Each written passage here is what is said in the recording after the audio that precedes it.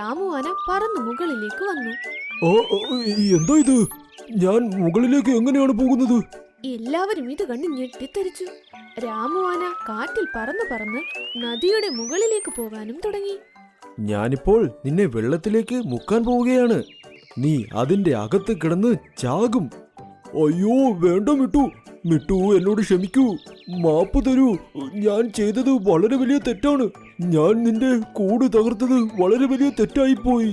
നീ പറ, ഞാനെന്തിനു നിന്നെ വെറുതെ വിടണം? നീ ചാകേണ്ടവൻ തന്നെയാണ്. എനിക്ക് നിന്നെ തിരിച്ചു കൊണ്ടുവരാൻ പറ്റില്ല. എന്നാൽ ഞാൻ വാക്ക് തരാം. ഞാൻ എത്രയെത്ര പക്ഷികളുടെ കൂടുകൾ നശിപ്പിച്ചു കളഞ്ഞു. ഞാൻ അവർക്ക് എല്ലാവർക്കും പണിത് കൊടുത്തോളാം. ഇനി ഒരിക്കലും ഒരു മരവും ഞാൻ തള്ളിയിടില്ല. പ്ലീസ് എന്നെ വെറുതെ വിടൂ. ഇങ്ങനെ പറഞ്ഞ് രാമുവാന തറയിലേക്കും വന്നു നിന്നു. പോയി ടീനു പക്ഷിക്ക് ഒരു പുതിയ കൂട് പണിത് കൊടുക്ക്. ഞാൻ ഇപ്പോൾ തന്നെ പോവാം. ഇങ്ങനെ പറഞ്ഞ് രാമുവാന അവിടെ നിന്നും ഓടിപ്പോയി.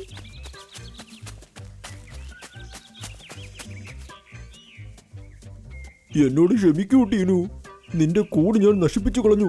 അതിനു പകരം ഞാൻ പുതിയ കൂട് നിനക്ക് പണിതു തരാം. ഇത് കേട്ടപ്പോൾ ടീനുവിനും സന്തോഷമായി.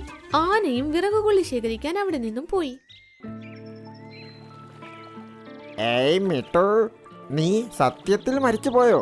അയ്യോ ഇല്ല, ഞാൻ ജീവിച്ചിരിപ്പുണ്ട്. അപ്പോൾ രാമു ആനയെ നീ എങ്ങനെയാണ് കാറ്റിൽ പറത്തിയത്? അത് ചെയ്തത് മിട്ടുവല്ല, ഞാനാണ്.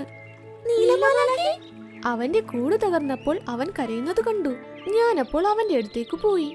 അവൻ എല്ലാം അപ്പോൾ എന്നോട് പറഞ്ഞു. അത് കേട്ട് ഞാനൊരു പ്ലാനും ഉണ്ടാക്കി. അങ്ങനെ ഞാൻ അവന്റെ കൂടെ വന്ന് രാമുവാനെ ഒരു പാഠവും പഠിപ്പിച്ചു. നിങ്ങൾ ചെയ്തത് വളരെ നല്ല കാര്യമാണ് നീലമാലാഖി. ഇത് കേട്ട് നീലമാലാഖയും മാഞ്ഞുപോയി. അപ്പോൾ